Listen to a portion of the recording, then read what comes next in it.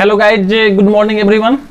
तो आइए आपके लिए हम लेके आए हैं एक बहुत ही प्यारा सा, एक बहुत ही सुंदर सा टॉपिक। और आज का टॉपिक है बच्चों पारावैद्युतांक अथवा विद्युतशीलता। इसको इंग्लिश में कहते हैं डाइलेक्ट्रिक कांस्टेंट या रिलेटिव परमिटिविटी। और यह एग्जाम पर्पज से बहुत इंपॉर्टेंट है।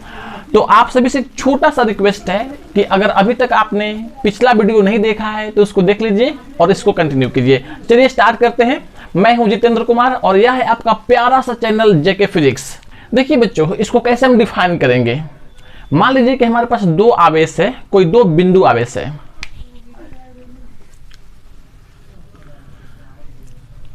यहां पे एक आवेश Q1 है और एक आवेश कितना है बच्चों Q2। और यह दोनों आवेश अभी निर्वात में रखा हुआ है या हवा में रखा हुआ है। ये कहाँ रखा हुआ है? निर्वात अथवा हवा में रखा हुआ है।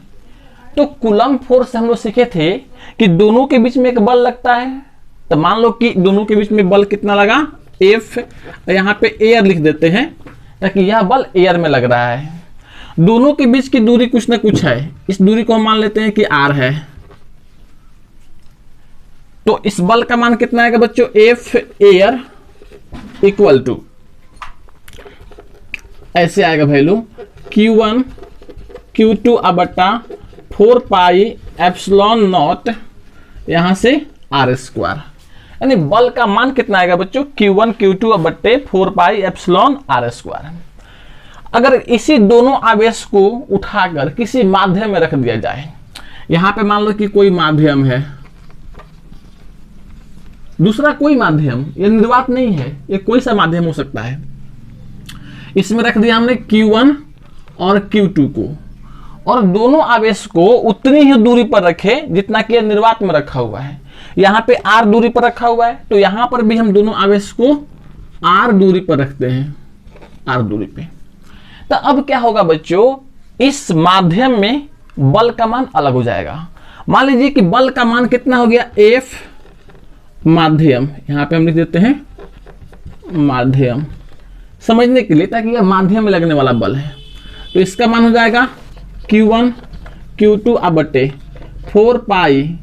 अब कुछ बच्चे कहेंगे कि यहाँ पे एप्सिलॉन नॉट लिखिए, तो एप्सिलॉन नॉट नहीं लिखना है। माध्यम जो होगा ना, उस माध्यम का विद्युतशीलता लिखना है, उस माध्यम की विद्युतशीलता। तो यहाँ पे इसका विद्युतशीलता कितना है? एप्सिलॉन। और यहां से कितना हो जाएगा बच्चों? R square. ओके, इतना में कोई कंफ्यूजन नहीं।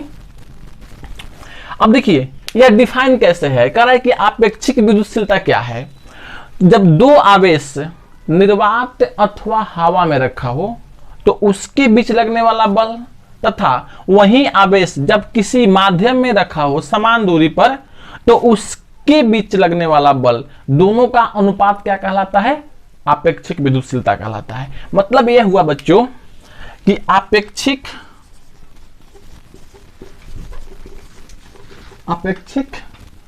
विद्युतशीलता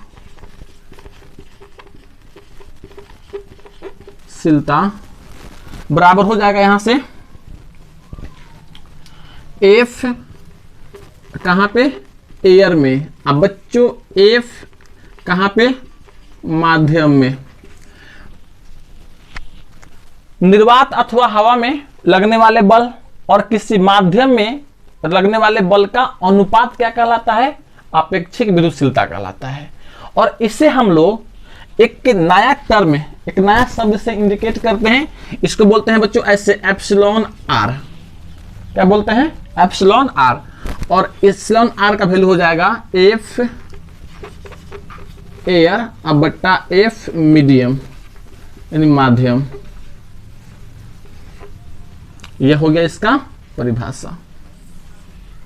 आप समझ सकते हैं, जब दो आवेश निर्वात अथवा हवा में रखा हो, दो आवेश निर्वात अथवा हवा में रखा हो तो उसके बीच लगने वाला बल, तथा वही आवेश किसी माध्यम में रखा हो तो उसके बीच लगने वाले बल का अनुपात आपेक्षिक विद्युतशीलता कहलाता है। ओके, कोई कंफ्यूजन नहीं इसमें। अब आइए इसका वैल्यू निकाल लेते हैं कि इसका वैल्यू आता कितना है, कितना होगा इसका वैल्यू। ये तो बन गया एक फॉर्मूला। ओके बच्चों, तो आप लोगों ने देखा क्या कि निर्वात में लगने वाला बल और किसी माध्यम में लगने वाला बल का वैल्यू कितना है। आइए हम निकालते हैं इसका न्यूमेरिकल वैल्यू कि कितना होता है। देखिए यहां पे F इन एयर मतलब कि हवा में लगने वाले या निर्वात में लगने वाले बल का मान कितना है, Q1 Q2 बट्टा 4 पाई एप्सिलॉन r। और माध्यम में लगने वाले बल का अनुपात वैल्यू कितना है, माध्यम में लगने वाले बल का वैल्यू कितना है बच्चों, Q1 Q2 बट्टा 4 पाई एप्सिलॉन r स्क्वायर। दोनों का मान इस इक्वेशन में पुट कर दीजिए तो आ जाएगा value epsilon r equal to, यहां देखिए epsilon r equal to F हवा में मतलब बल हवा में, तो यहां से मान पुट कर लीजिए Q1 Q2 अब बटा 4 pi epsilon not r square अब बटा Q1 Q2 अब बटा 4 पाई एप्सिलॉन यहाँ से r स्क्वायर। Q1 Q2 यहाँ से Q1 Q2 cancel, 4 pi cancel, r square cancel. अब आपका वैल्यू कितना बचेगा बच्चों, एप्सिलॉन r इक्वल टू, यहाँ पे एप्सिलॉन चल जाएगा ऊपर में अब बटा एप्सिलॉन नॉट, और यह होता है आपका आपेक्षिक विद्युतशीलता। क्या है बच्चों, आपेक्षिक विद्युतशीलता। अब चलिए हमें इसके बारे में कुछ इंपॉर्टेंट चीजें जानना है, ठीक है, कि इसका मात्रक क्या होता है, इसका विमेय सूत्र क्या होता है, और अलग अलग मटेरियल के लिए, अलग अलग पदार्थ के लिए इसका वैल्यू कितना होता है। ओके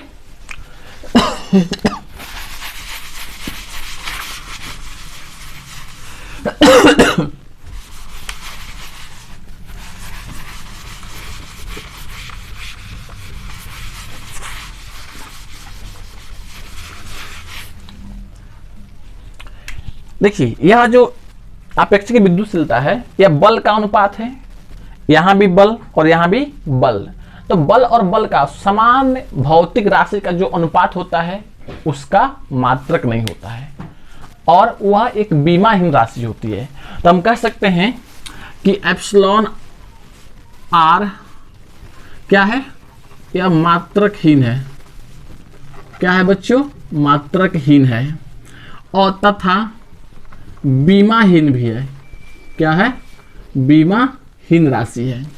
ना तो इसकी कोई मात्रक होती है और ना ही इसकी बीमा होती है। याद रखना, कुछ बच्चे कंफ्यूज हो जाते हैं कि एप्सिलॉन या एप्सिलॉन नॉट यह एक अलग चीज है बच्चों, और यह अलग है। यह क्या है, दो बलों का अनुपात है, और यह दो बलों का अनुपात नहीं है, ठीक है, इसलिए आपको ध्यान में रखना है इसे।